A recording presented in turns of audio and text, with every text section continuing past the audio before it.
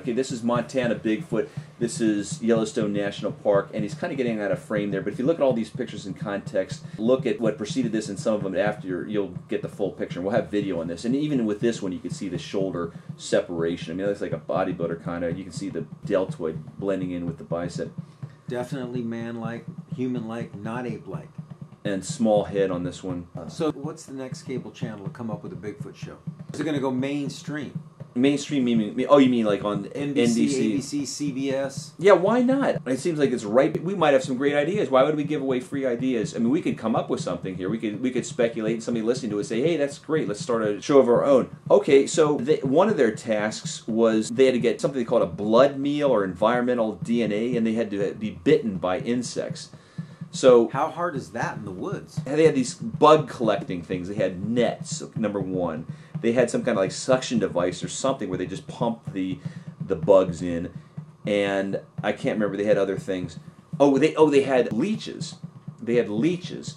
So it was funny because the heavyweight guys, the Native Americans, were lying in like a swamp with their shirts off. With leeches on them. Yeah, with leeches on them, and allowing the leeches to fill up with their blood.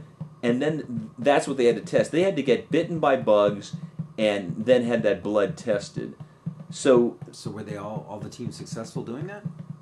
I believe they all pretty much were. Yeah, that episode, I think they all pretty much were. Now, what's funny is nobody went on the chopping block on that episode.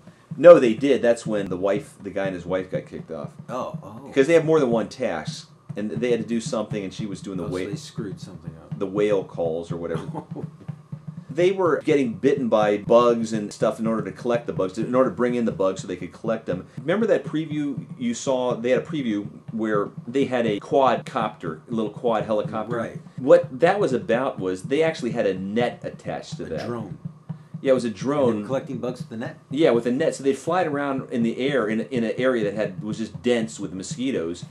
And so when it was flying in the air, it would catch them. But the thing is that it crashed. It had a GPS that was supposed to bring it back to its original spot. And it wasn't working. No, it ended up not working. And that was Justin Samaya's and the other guys were doing that. And then they had to go to conventional bug collecting. Oh, what a shame.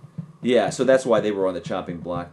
So that's the kind of consumer drone, the one that your neighbor's going to be using to spy on you with cameras, right? Yes. Those are coming way down in price, and you can hook a camera to it. But that leaves me concerned because if I use that would be... where's the footage from those drones yes. for these Bigfoot? That's yes, what I'm getting that's at. what they should be using them for. I mean, really, but maybe in a dense forest like this, it's not always a good idea because if your GPS screws up, you just blew $1,000 on a drone. I know, and what stabilization does it? You don't want it to have it. You don't want to have it so your camera tips over and just free falls 50 feet onto the ground and smashes. You get a lot of money. Unless it smashes on a Bigfoot's head, you could. But if you're going to collect $10 million, hey.